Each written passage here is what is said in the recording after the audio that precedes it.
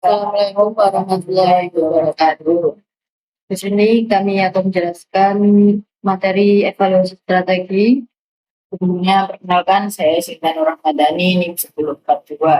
Saya Kristina Putri Biantara, NIM 1047.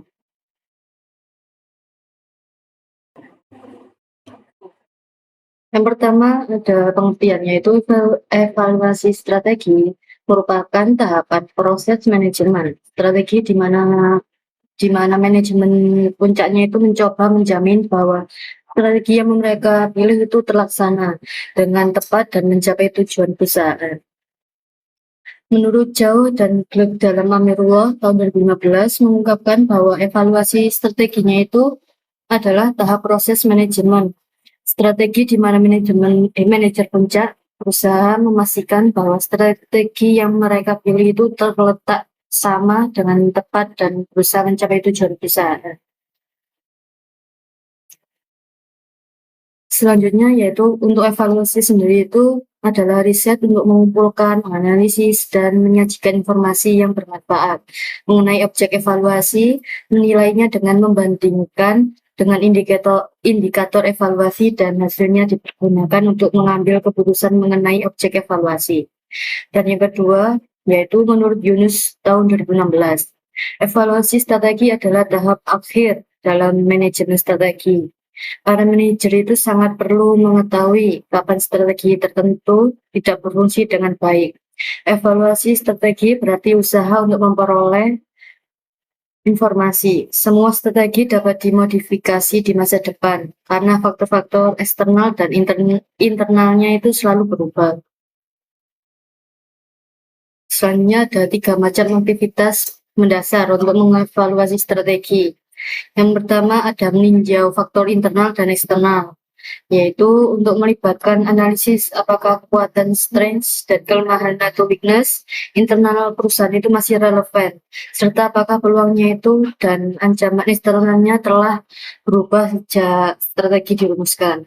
Dan yang kedua ada mengukur prestasi, yaitu perusahaan itu membandingkan hasil yang diharapkan dengan hasil yang sebenarnya dan dilakukan dengan melihat target keuangan seperti laba atau ROI dan targetnya itu non keuangan seperti kepuasan pelanggan.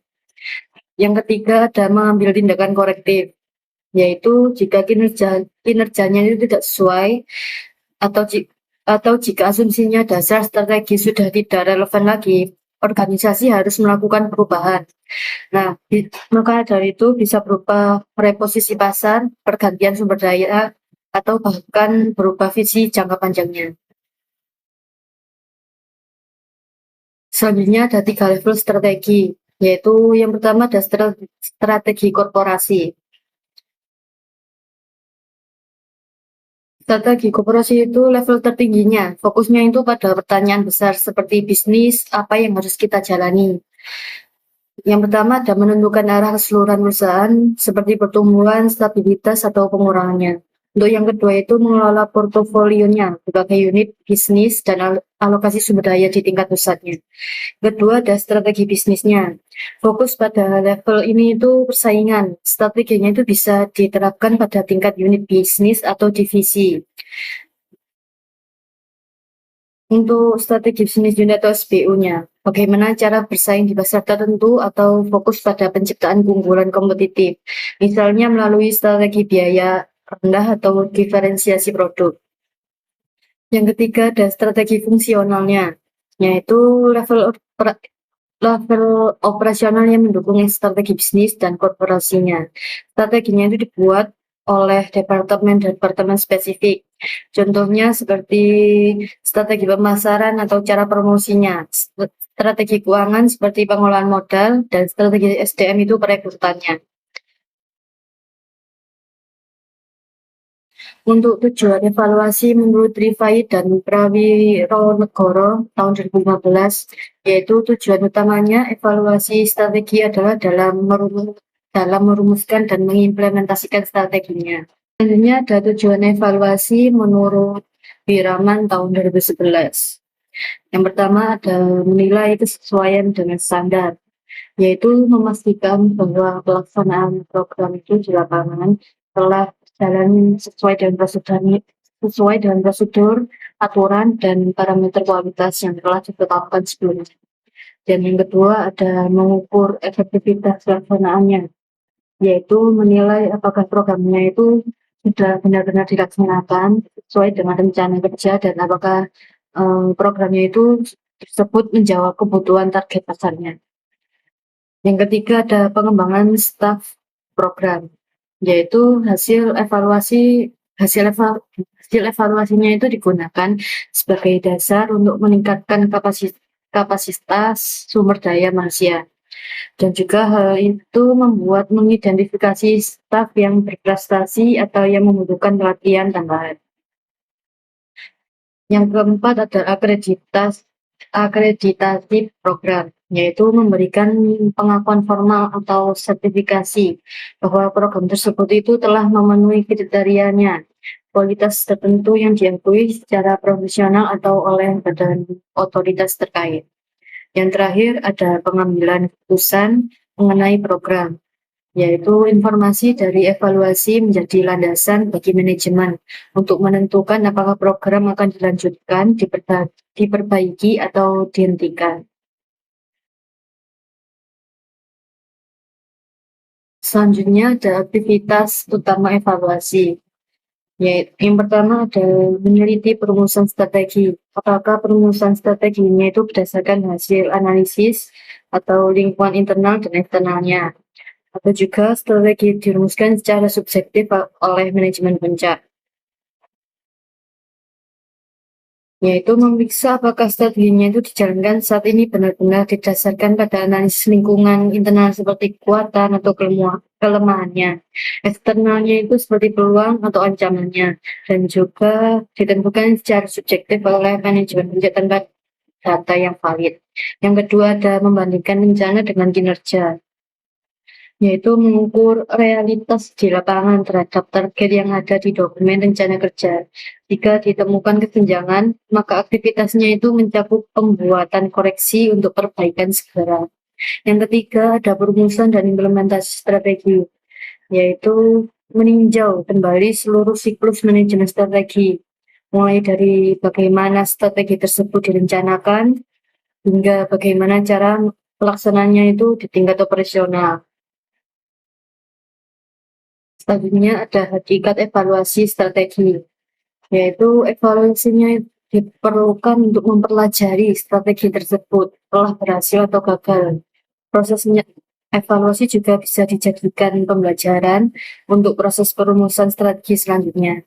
Perusahaan biasanya melihat keberhasilan strategi dari beberapa faktor, seperti peningkatan penjualan, pendapatan perusahaan, atau posisi perusahaan setelah strategi dilaksanakan. Selanjutnya ada kriteria mengevaluasi strategi menurut Richard Rumat dalam Nilasari tahun 2014, yaitu yang pertama ada konsisten.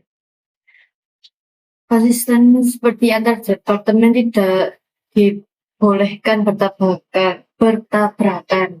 Contohnya seperti tim sales janji kirim barang satu hari H sampai, tapi tipu godanya aturannya 3 hari baru kirim. Ini namanya tidak konsisten.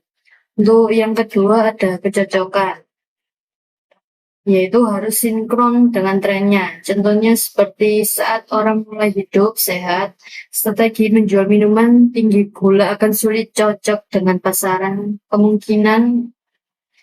Kemungkinannya itu apakah sanggup. Dan untuk keuntungannya itu harus punya senjata unik. Contohnya seperti produk Anda harus lebih murah, lebih cepat, atau lebih dibandingkan orang lain. Kriteria menilai keberhasilan evaluasi strategi menurut Amirullah tahun 2015. Yang pertama ada market share yang dicapai, yaitu seberapa besar kue pasar yang Anda kuasai.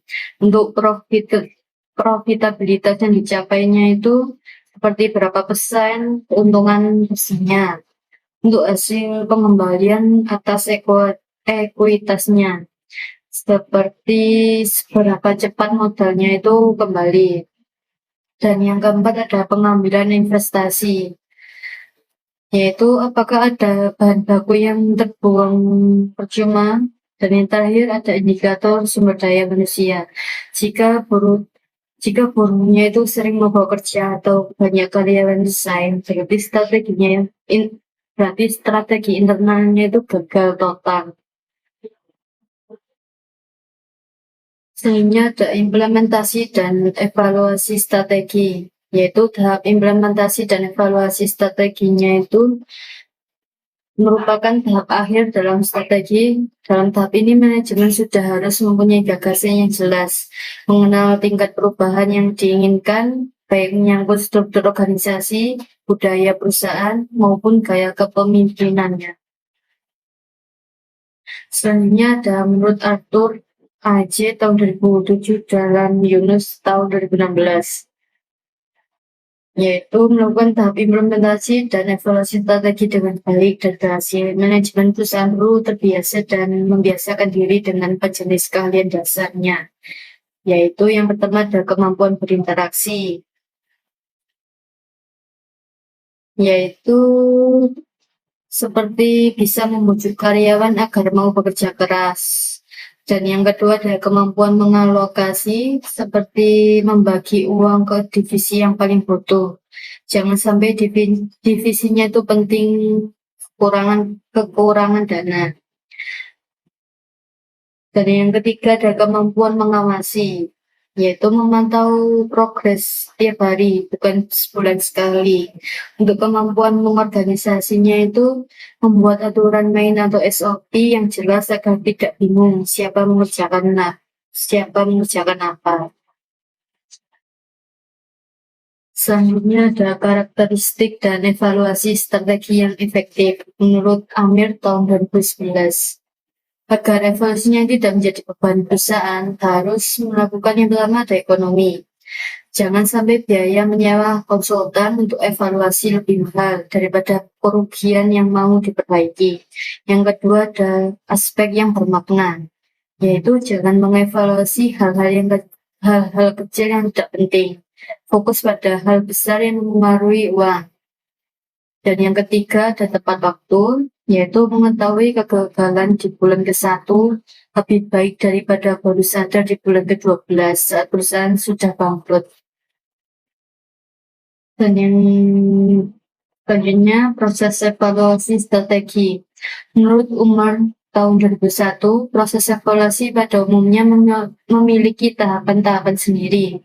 Walaupun tidak selalu sama, tetapi lebih penting adalah bahwa prosesnya sejalan dengan fungsi evaluasi itu sendiri. Itu ada tahapan evaluasi. Evaluasi strategi sendiri itu dilakukan melalui beberapa tahapan yang terstruktur. Yang pertama itu menentukan apa yang akan dievaluasikan. Misalnya pencapaian target penjualan atau efektivitas strategi pemasaran. Selanjutnya yang kedua yaitu ada merancang kegiatan evaluasi seperti menentukan indikator kinerja, metode pengukuran, dan waktu evaluasi. Yang ketiga yaitu mengumpulkan data yang relevan, baik dari laporan keuangan, penjualan, maupun survei pelanggan. Dan keempat yaitu ada data diolah dan dianalisis untuk melihat apakah strategi berjalan sesuai rencana. Dan yang terakhir ada hasil evaluasi dilaporkan kepada manajemen sebagai dasar pengambilan keputusan. Dan dari sini contohnya itu seperti perusahaan menetapkan target penjualan. Pada pertama kali itu sebanyak 1.000 unit per bulan. Dan setelah dievaluasi diketahui penjualan hanya mencapai 800 unit. Nah, dari data ini itu kemudian dianalisis untuk mencapai penyebabnya. Selanjutnya yaitu menurut Draket dalam Amirullah tahun 2015 terdapat 4 unsur kegiatan yang harus dijalankan dalam proses evaluasi, yaitu yang pertama menentukan suatu standar untuk mengukur kinerja organisasi dan membuat batas toleransi yang dapat diterima untuk tujuan, sasaran, dan strategi. Yang kedua yaitu menghitung dan mengukur hasil kinerja yang telah dicapai. Yang ketiga, membandingkan antara standar dengan hasil yang dicapai dan jika melampaui batas toleransi harus dianalisis penyebabnya. Dan yang keempat yaitu mengambil tindakan jika diperlukan. Jadi contohnya itu seperti target laba perusahaan yang awalnya 20% per tahun, tetapi realisasi hanya 12%. Jadi kayak manajemen kemudiannya itu menganalisis penyebabnya seperti biaya produksi yang terlalu tinggi. Selanjutnya yaitu ada tindakan korektif. Tindakan korektif dilakukan apabila hasil evaluasi itu menunjukkan adanya penyimpangan kinerja. Jika penyimpangan merugikan, strategi perlu diperbaiki atau diganti. Namun, jika hasilnya justru lebih baik dari target, strategi dapat dipertahankan dan dikembangkan. Contohnya seperti jika promosi online tidak meningkatkan penjualan, perusahaan dapat mengganti strategi promosi menjadi diskon langsung atau kerjasama dengan influencer. Selanjutnya yaitu ada melakukan pengukuran atas kinerja aktual. Menurut Amir tahun 2011, pengukuran harus dilakukan pada waktu yang telah ditentukan terlebih dahulu. Misalnya setiap 3 bulan sekali. Misalnya dengan mengadakan rapat, dorongan akan dirasakan pada rapat-rapat evaluasi itu, di mana biasanya para manajer dalam situasi formal akan terdorong untuk menyajikan yang terbaik sehingga ia itu akan menjalankan aktivitasnya dengan cara yang terbaik pula. Contohnya kayak perusahaan itu mengadakan rapat evaluasi setiap 3 bulan untuk melihat pencapaian target penjualan dan produktivitas karyawannya. Selanjutnya yaitu ada informasi atas evaluasi strategi. Jadi menurut Rifai dan Prawironegoro tahun 2015, yang pertama itu ada mutu manajemen. Dan yang kedua ada mutu produk, distribusi, promosi, penetapan harga sesuai dengan daya beli pelanggan, dan layanan purna jual. Yang ketiga ada kemampuan inovasi produk, teknologi, dan metode kerja. Yang keempat ada nilai investasi jangka panjang. Yang kelima ada profitabilitas, likuiditas, aktivitas, dan solvabilitas perusahaan. Yang keenam ada tanggung jawab kepada masyarakat dan lingkungan. Yang ketujuh yaitu kemampuan menarik, mempertahankan, dan mengembangkan SDM yang profesional. Yang delapan, kemampuan untuk menumbuhkan nilai tambah ekonomi atau economic value added dan nilai perusahaan. Selanjutnya yaitu sistem evaluasi. Evaluasi harus dilakukan secara sistematis dan efisien. Evaluasi itu tidak boleh menghabiskan biaya terlalu besar, harus relevan dengan tujuan organisasi dan menghasilkan informasi yang objektif. Jadi syarat-syaratnya itu menurut Rifai dan Prawinegoro tahun 2015, yang pertama ada aktivitas evaluasi harus ekonomis, aktivitas evaluasi harus langsung berkaitan dengan sasaran organisasi, dan yang ketiga ada aktivitas evaluasi harus bermanfaat. Selanjutnya yaitu ada keadaan tak terduga. Menurut Rifai dan Prawinegoro tahun 2015, dalam kegiatan bisnis sering muncul kondisi tak terduga seperti krisis ekonomi, bencana alam, atau masuknya pesaing baru. Lah, oleh karena itu perusahaan itu harus menyiapkan strategi alternatif. Contohnya pada saat pandemi, banyak perusahaan beralih dari penjualan offline ke penjualan online agar tetap bisa bertahan. Selanjutnya yaitu ada pemeriksaan audit. Pemeriksaan ialah membandingkan hasil kerja dengan rencana kerja dan atau membandingkan hasil kerja dengan anggaran atau membandingkan hasil kerja saat ini dengan hasil kerja masa lalu atau membandingkan hasil kerja suatu organisasi dengan hasil kerja rata-rata organisasi sejenisnya.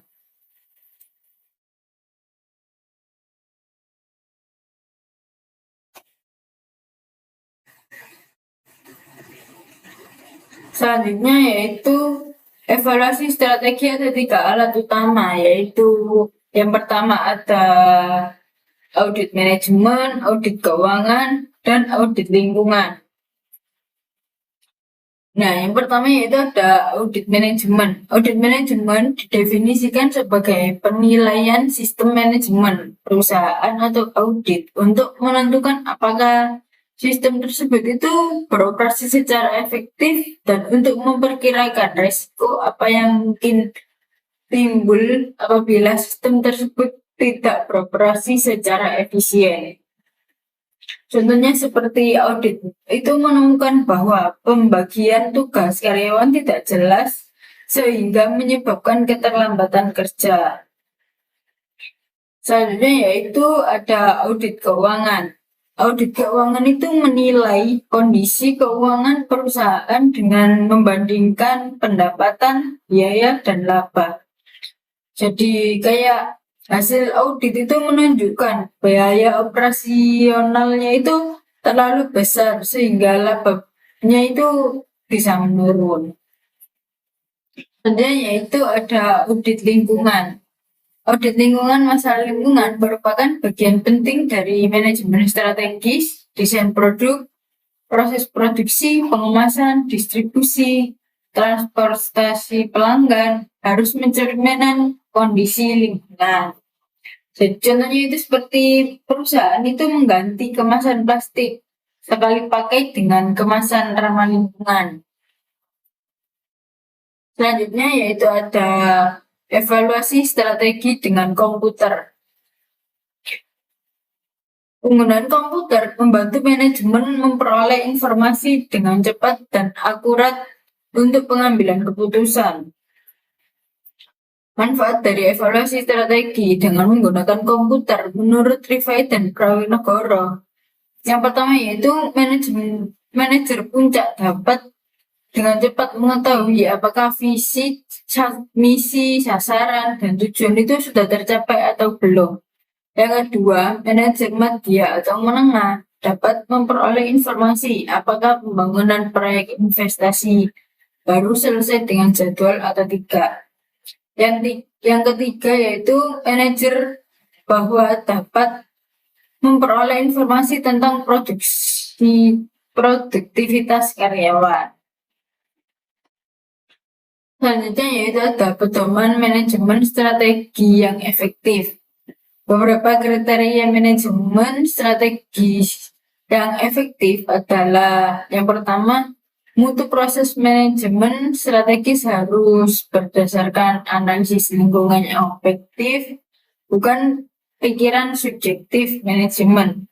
Yang kedua yaitu manajemen strategis tidak boleh birokratik. Artinya informasi itu harus mencerminkan dari kondisi objektif dari bawah, bukan pikiran subjektif pemimpin pusat. Yang ketiga, manajemen strategi harus merupakan proses belajar, yaitu memadukan teori dengan praktik. Praktik berubah dan berkembang terus-menerus sehingga harus belajar dari perubahan tersebut.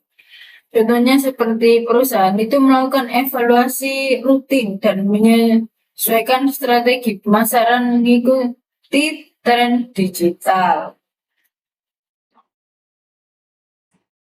Sekian dari kami, kurang lebihnya mohon maaf. Assalamualaikum warahmatullahi wabarakatuh.